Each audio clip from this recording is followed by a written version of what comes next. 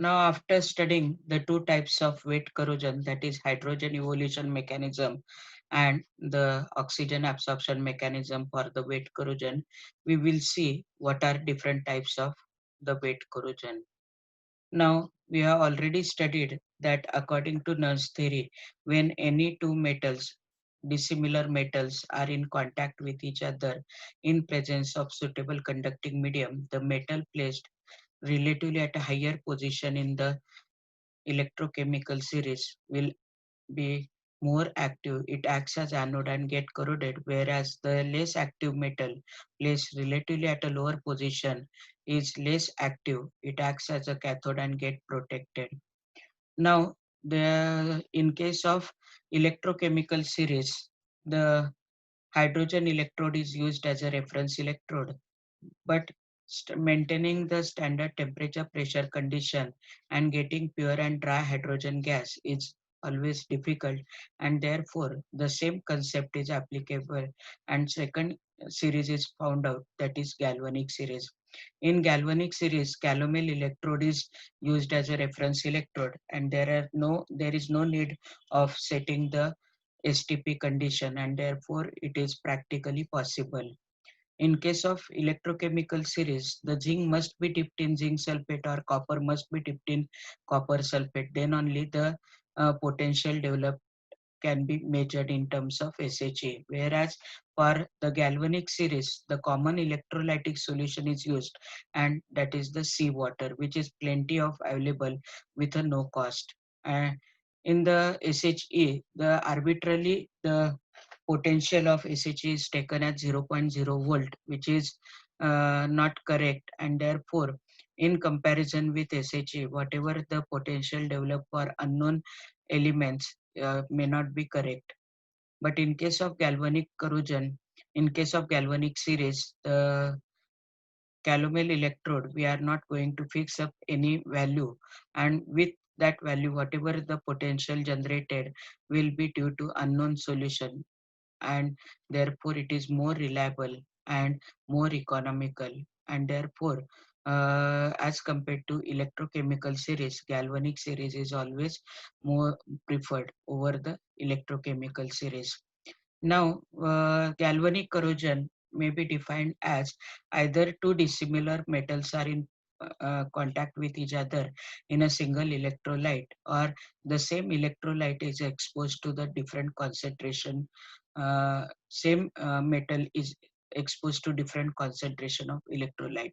So in both the cases, we get the galvanic corrosion.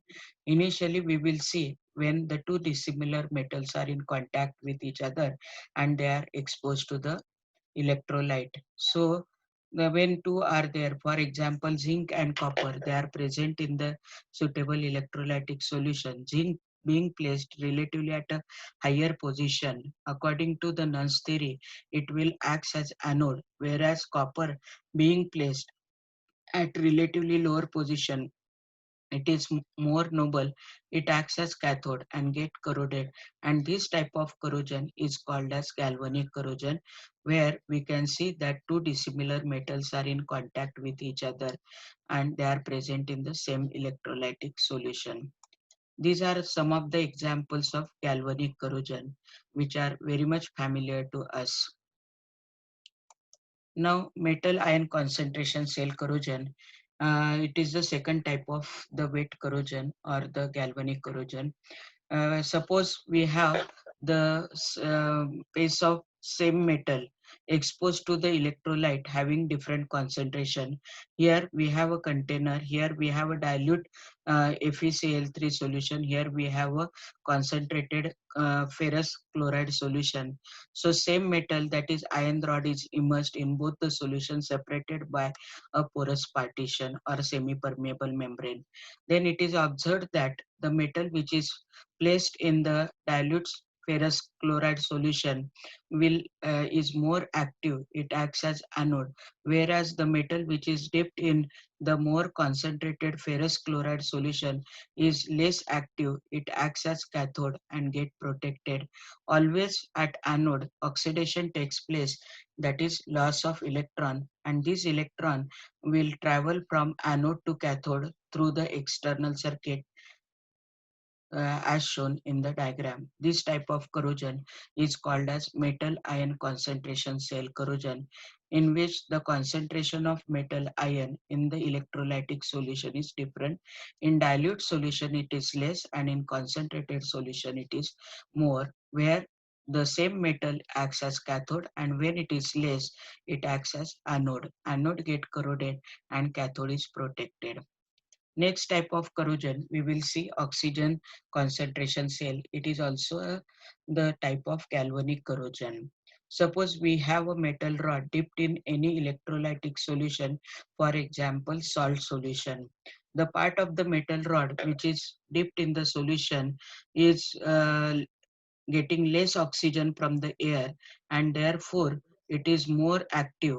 It acts as anode and get corroded, whereas the part of same metal rod which is exposed to the air, which receives more oxygen, and therefore it is less active, it acts as a cathode and get protected. And this type of corrosion is called as oxygen concentration cell corrosion, because same metal rod is receiving different amount of oxygen from the air. The more oxygenated part is always cathode, less oxygenated part is always anode. This is the typical example. In the side figure you can see this. Other types of corrosion, that is pitting corrosion. Suppose this is a metal rod, moist rod. There is a crevice or the pore or crack in it or the pit in it. That particular part always acts as a anode and get corroded, whereas the other part without the pit or pores or cracks will function as cathode and get protected. Now, if the electrolytic solution, so anode, the reaction is as usual, oxidation of the metal, that is Fe giving you Fe plus 2 electron minus, and the reaction at cathode, maybe if it contains the dissolved oxygen present in the electrolyte, then the hydroxide ions are formed at the surface of cathode. This red colored position or the part is called as cathode. Hydroxide ion get deposited here. This hydroxide ion which are formed at cathode, they will react with Fe+2 ions to form FeOH twice on the surface of cathode. And if after this reaction excess of oxygen is present, then this oxygen will react further to give hydrated ferric oxide. The rust, when it is formed, it is yellow in color, but on further exposure to the more and more oxygen, it get converted to brown, and then it is called as brown rust. Next, this is called as pitting corrosion, which is due to the small pore or crack. This is one more example. We can see these are the two example of the pitting corrosion, which are formed due to the pits or the cracks or pores in the metallic layer, which acts as anode and get corroded, and the other part acts as cathode and get protected. Next type of corrosion, we will see waterline corrosion. Here in the along figure, it is shown that this is a metal rod which is partially dipped or buried in the water underground, whereas the part above it is above it. So it is exposed to different air or the water concentration level. This is, suppose here a water level is there. This is the part of metal which is buried underwater.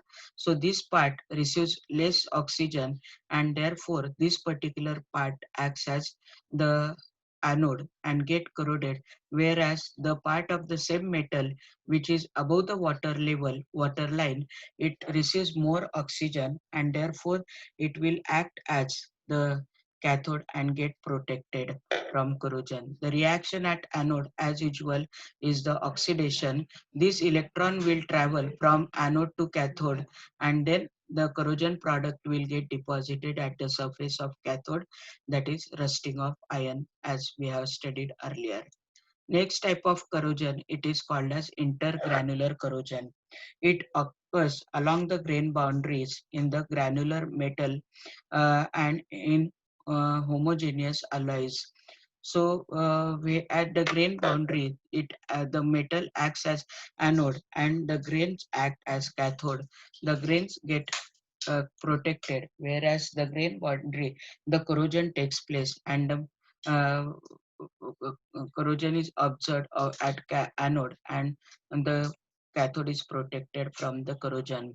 Next corrosion is the stress corrosion. If we will hammer a certain part of the metal, the hammered part is always more active. It acts as anode, whereas the part which is not hammered or worked out will act as cathode and get protected.